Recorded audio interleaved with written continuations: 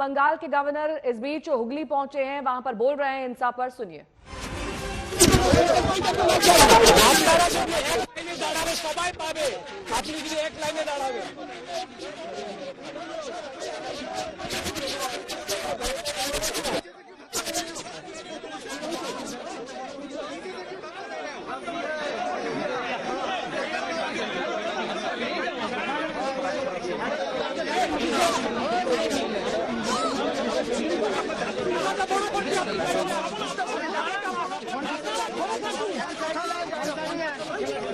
আরে আপনারা একটু দাঁড়ান, জায়গাটা বড় করা হবে।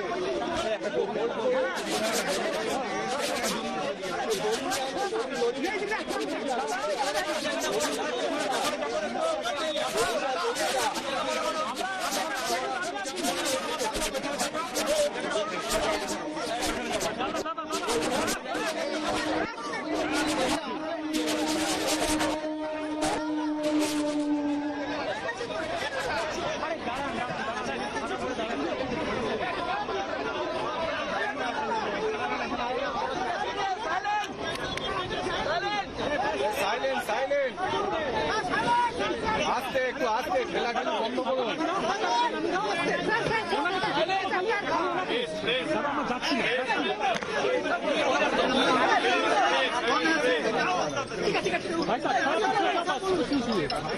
थोड़ा पीछे हो जाइए, आप थोड़ा जगह जाइए ना, नहीं हो पा रहा है, जगह नहीं होता। थोड़ा सा पीछे आ जाएंगे तो हो जाएगा। थोड़ा सा पीछे आप लोग भी नहीं ला रहे, आप लोग आ जाओ ना पीछे। हो गया, छोड़ दीजिए, छोड़ दीजिए। थोड़ा सा पीछे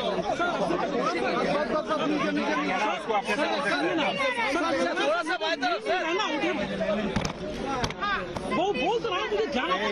अरे मैं आगे जाती ना, अरे जूम करती तो।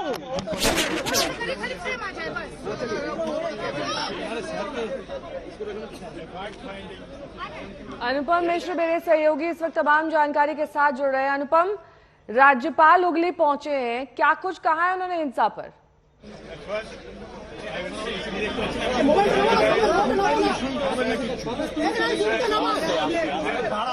There will be action, solid action from the part of all law enforcement agencies.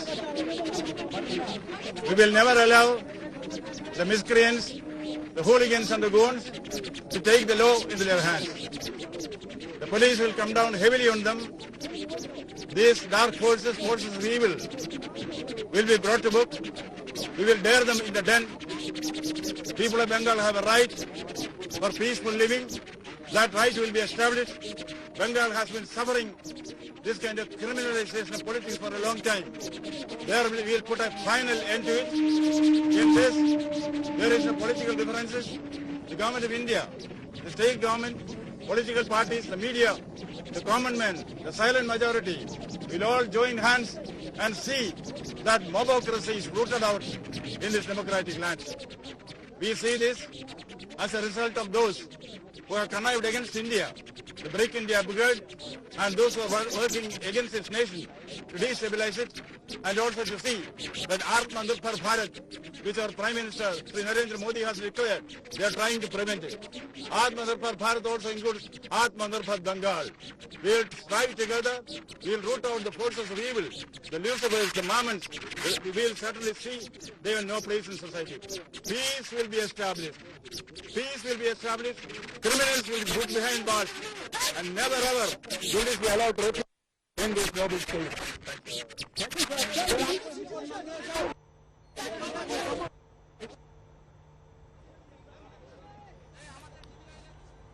अनुपम मेरे सहयोगी जुड़ गए हैं तमाम जानकारी के साथ। बंगाल में हिंसा बर्दाश्त नहीं की जाएगी, अनुपम यहां पर गवर्नर साफ तौर पर कहते हुए, और क्या कुछ कह रहे थे जब वो हुगली पहुंचे? जी देखिए, गवर्नर साहब ने साफ कर दिया है और साफ तौर पर बड़ा कड़ा संदेश उन्होंने दिया है कि हिंसा किसी भी हालत में बर्दाश्त नहीं की जाएगी और जिन लोगों ने ये काम किया है वो भारत के खिलाफ वो काम है। पुलिस उन पर बड़ी कड़ी कार्रवाई करेगी और उन सभी को गिरफ्तार किया जाएगा। गवर्नर ने साथ ही कहा कि शांति किसी भी हालत में बहाल की जाएगी और जिन लोगों ने भी इस तरह का कृत्य किया है, काम किया है, वो सजा के लायक हैं और उन पर सजा होगी, कार्रवाई की जाएगी और पुलिस उन पर पूरी तरह से कार्रवाई करेगी। ये गवर्नर सीवी आनंद ने आज साफ कर दिया है। ये तो गवर्नर ये कह रहे थे कि किसी भी तरीके से जिस तरीके से हिंसा फैल रही है वो काबिले बर्दाश्त नहीं है, लेकिन आगे इस हिंसा को रोकने के लिए क्या कदम उठाए जाएंगे, इस पर क्या उन्होंने प्रकाश डाला, इस पर कुछ बात कही?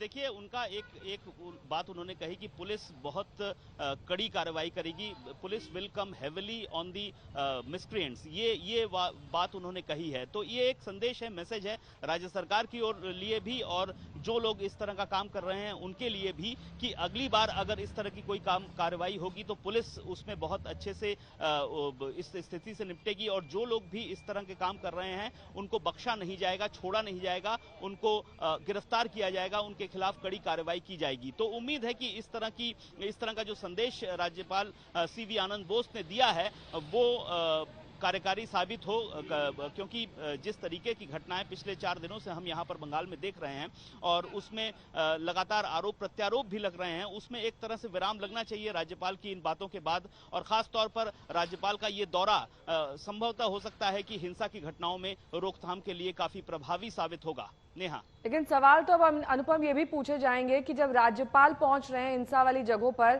सीएम ममता बनर्जी क्यों नहीं पहुंच रही हैं, वो क्यों नहीं दौरा कर रही हैं? जी देखिए, इससे पहले भी हमने देखा है मुख्यमंत्री ममता बनर्जी खास तौर पर इन जगहों पर देर में जाती हैं, काफी देर बाद जाती हैं। उनकी जो थ्योरी है, उनका जो कहना है कि कोई भी राजनेता या नेता इस तरह की घटना के बाद वहां जाने से वो भड़क सकती है, तो इसलिए वो नहीं जाती है, ये उनका कहना है। इससे पहले हमने आसनसोल में भी देखा था जब लगातार 3-4 दिनों तक तनाव बरकरार था, मुख्यमंत्री ममता बनर्जी उस दौरान वहां नहीं गई थी।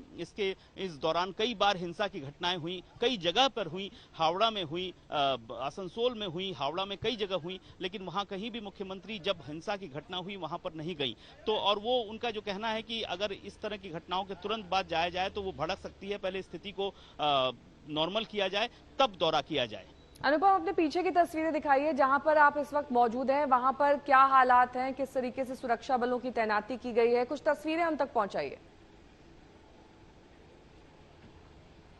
जी बिल्कुल, मेरे पीछे मैं दिखा रहा हूँ, ये पूरी की पूरी बैरिकेडिंग यहाँ पर कर दी गई है। ग्रैंड ट्रंक रोड है, ऐतिहासिक ग्रैंड ट्रंक रोड, और ये हावड़ा और हुगली की लाइफलाइन है, लेकिन इस वक्त इस रास्ते को लगभग पूरी तरह से बंद कर दिया गया है क्योंकि गवर्नर इस जगह पर मौजूद हैं। भारी संख्या में पुलिस बलों को यहाँ तैनात किया गया है जो नाका चेकिंग भी कर रहे हैं, लोगों को घुसने नहीं दे रहे हैं क्योंकि भीतर में गवर्नर हैं और पूरी स्थिति का जायजा ले रहे हैं। और उम्मीद है कि गवर्नर के जाने के बाद इस बैरिकेड को खोल दिया जाएगा क्योंकि थोड़ी देर पहले तक, गवर्नर के आने से पहले तक यहाँ पर जो ट्रैफिक था वो सुचारू रूप से चल रहा था। जो बसेस थी, जो ऑटो रिक्शा थे, जो ई रिक्शा थे, तमाम तरह के पब्लिक व्हीकल्स जो थे वो सब यहाँ पर चल रहे थे और अभी भी कुछ जो वाहन हैं उनको आने जाने दिया जा रहा है, चेकिंग की जा रही है, देखा जा रहा है कौन है, क्या है, कहाँ जा रहा है, फिर उनको आने जाने दिया जा रहा है। तो उम्मीद की जा रही है गवर्नर जब इस इलाके से निकल जाएंगे, चूंकि हाई प्रोटोकॉल होता है, इस वजह से सुरक्षा के मद्देनजर इस पूरे इलाके को अभी सैनिटाइज किया हुआ है और वाहनों को देखभाल के ही निकाला जा रहा है। तो थोड़ी देर बाद इन वाहनों को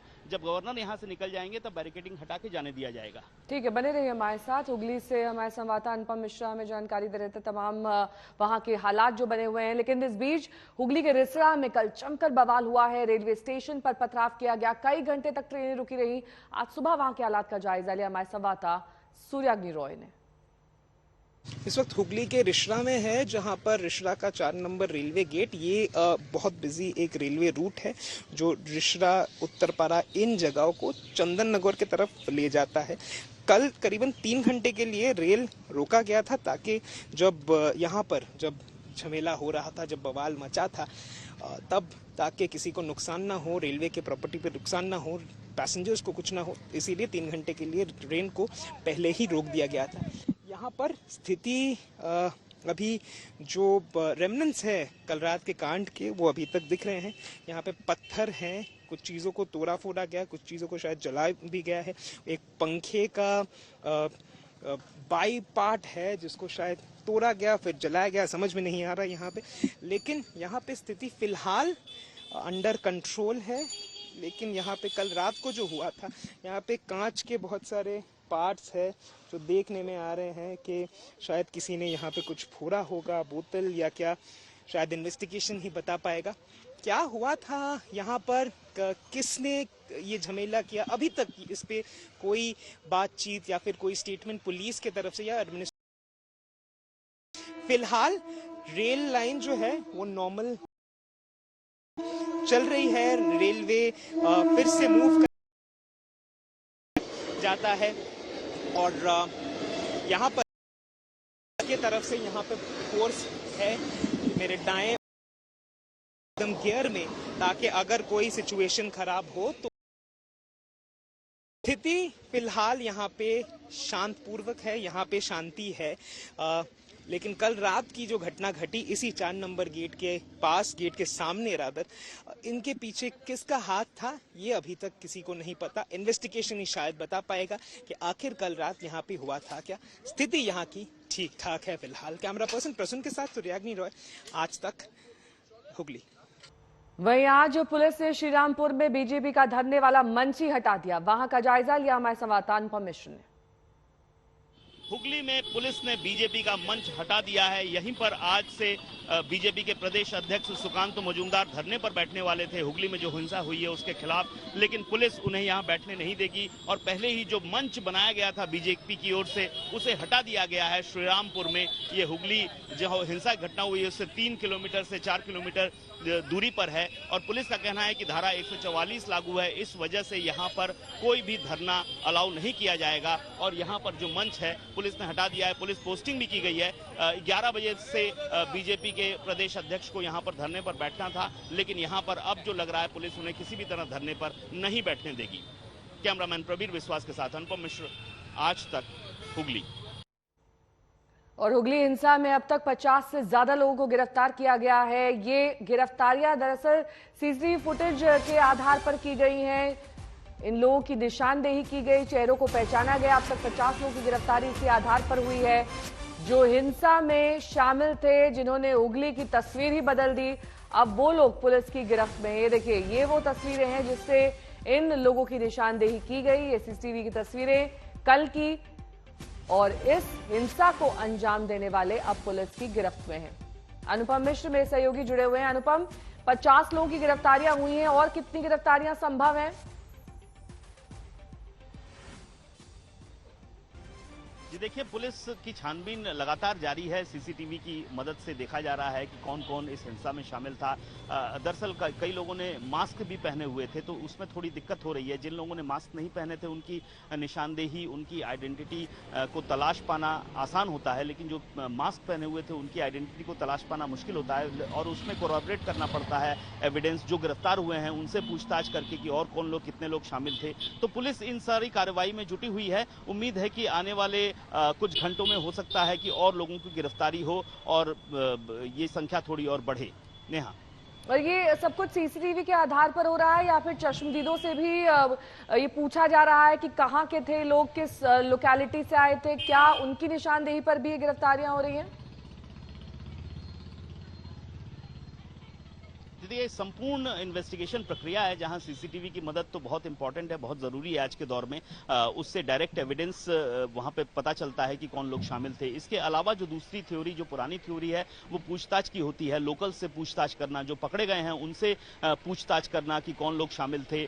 जो सोर्स होते हैं, पुलिस के सूत्र होते हैं, उनसे पूछताछ करके उनसे पता लगाना कि कौन लोग इस पूरे घटनाक्रम में या हिंसा में शामिल थे। तो ये सभी मेथड्स का पुलिस पूरा का पूरा इस्तेमाल करके निकालने की कोशिश कर रही है कि और कौन लोग शामिल थे, क्योंकि बड़े पैमाने पर जब हिंसा होती है तो काफी लोग शामिल होते हैं। भीड़ यानी मॉब के जरिए ये पूरा का पूरा कार्यक्रम होता है। ऐसे में सबकी शिनाख्त करना बड़ा मुश्किल होता है, लेकिन जितना ज्यादा हो, खासतौर पर मैं लौटूंगी आपके पास। अनुपम, इस बीच दिखा देते हैं कि कैसे इस हिंसा को लेकर अब सियासत तेज हो गई है, तनातनी लगातार बढ़ी हुई है। बीजेपी वर्सेस टीएमसी, सुनिए।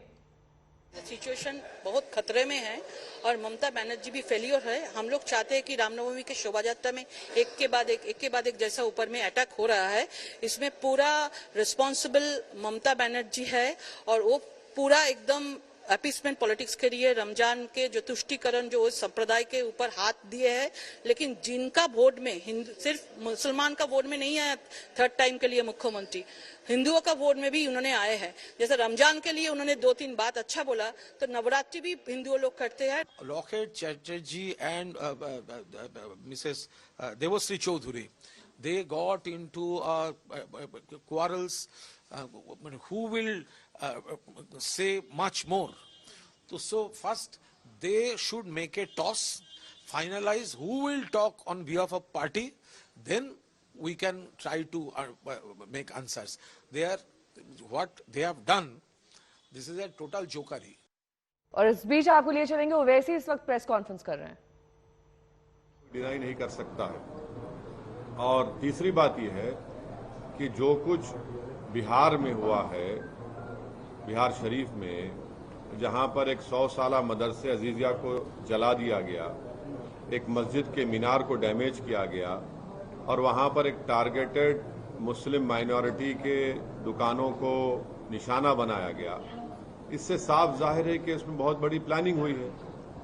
और बिहार की नीतीश कुमार और तेजस्वी की सरकार को ये मालूम था कि नालंदा एक सेंसिटिव डिस्ट्रिक्ट है, नीतीश कुमार मुख्यमंत्री का होम डिस्ट्रिक्ट है, उसके बावजूद भी आप सासाराम में भी गड़बड़ हुई। तो ये सरासर बिहार में जो कुछ हुआ, ये सरकार के ऊपर जिम्मेदारी आयद होती है कि उन्होंने वायलेंस को रोका नहीं और उनको मालूम था, उनके पास रिपोर्ट्स, इंटेलिजेंस रिपोर्ट्स थे कि यहाँ पर वायलेंस हो सकता है। 2016 में भी इस तरह का एक वायलेंस नालंदा में हुआ था और अफसोस की बात यह है कि वहां पर एक मदरसे अजीजिया को पूरा जला दिया गया। 100 साल का मदरसा, 4000 किताबें, उसमें कुरान करीम भी है, इन्हें मैन्युस्क्रिप्ट से रेयर मैन्युस्क्रिप्ट, उसको जला दिया गया है।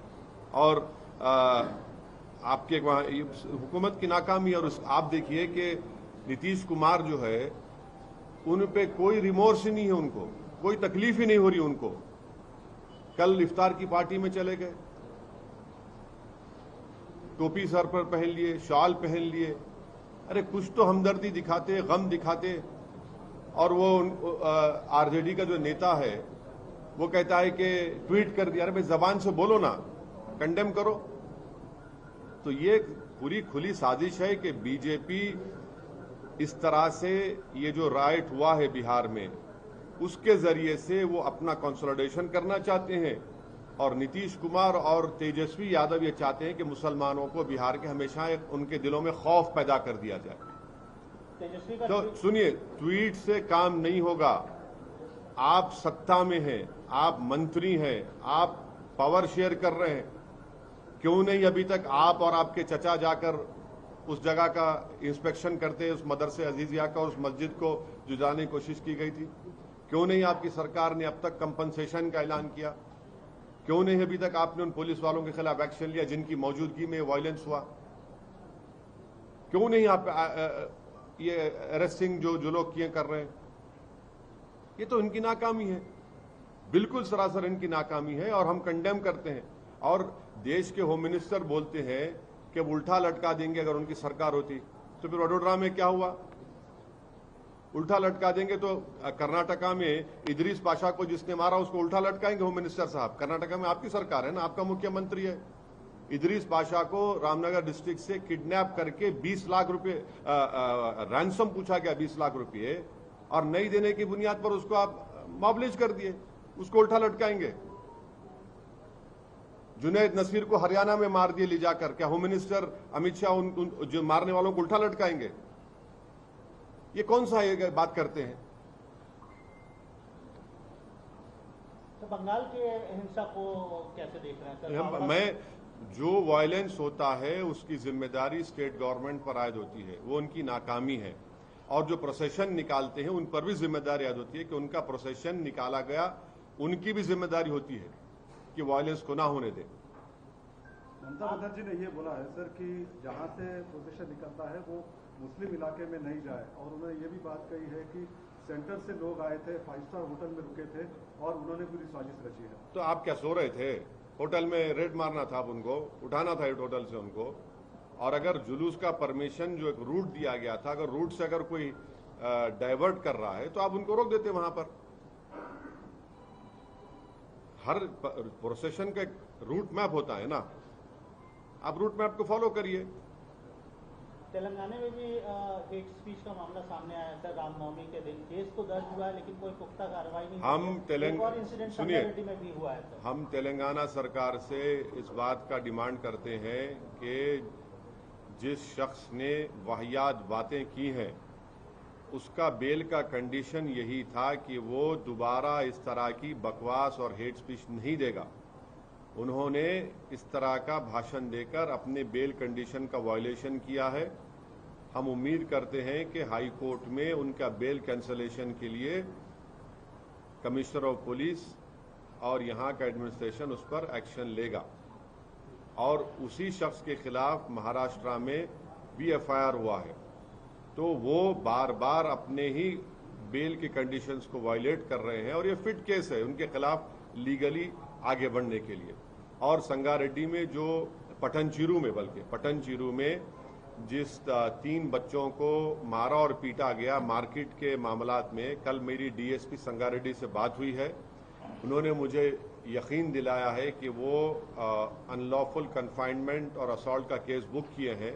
मैंने उनसे कहा है कि सर वो उसमें सेक्शन लगाइए 307 अटेम्प्ट टू मर्डर का, क्योंकि एक बच्चे का हाथ टूट गया, दूसरे बच्चे के दांत टूट गए हैं।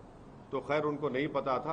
आज हम हमारे पार्टी के लोग वहां गए हैं, उन बच्चों को भी लेकर गए, केस रजिस्टर हुआ है और उन्होंने मुझे यकीन दिलाया कि अनकरीब में उन तमाम जो एलिज्ड एक्यूज है उनको जल्द से जल्द गिरफ्तार किया जाएगा। इस तरह की and the blame game is on. Who is responsible? One side BJP saying that Trinamool leaders are saying that it's BJP. The issue is that this violence has taken place in a procession, and that procession permission was given by the state government of that respective state. So the responsibility lies at the organizers of the procession and also at the doorstep of the state government, because it is the failure of the respective state government that they had failed.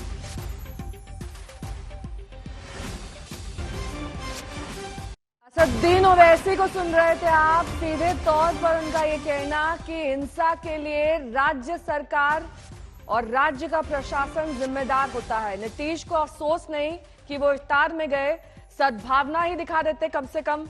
जो हिंसा में लोग मारे गए हैं या आहत हुए हैं उनके लिए। ओवैसी का यह भी कहना था कि अल्पसंख्यकों की दुकानों को निशाना बनाया गया है। बिहार के सीएम नीतीश पर ओवैसी का ये बड़ा हमला। इसके साथ ही पश्चिम बंगाल की हिंसा पर भी उन्होंने यही कहा कि हर एक स्टेट की यह जिम्मेदारी है कि वो अपने राज्य में हिंसा को रोकें।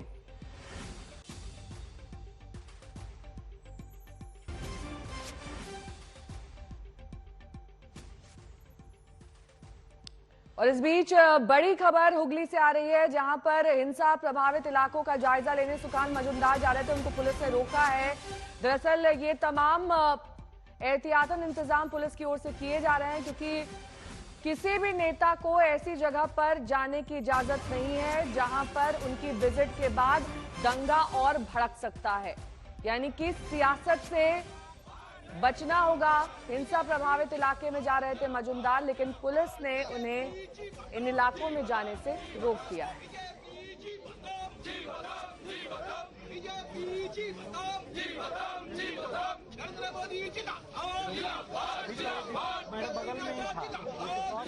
और ये उस जगह पर सुकान मजुमदार खुद मौजूद हैं जहां के आगे पुलिस ने उन्हें एंट्री नहीं दी। कई जगहों पर इस वक्त धारा 144 भी है, उनके साथ एक लंबा चौड़ा हुजूम है। जाहिर तौर पर पुलिस प्रशासन इजाजत नहीं देगा किसी भी नेता को ऐसे सेंसिटिव इलाके में जाने के लिए।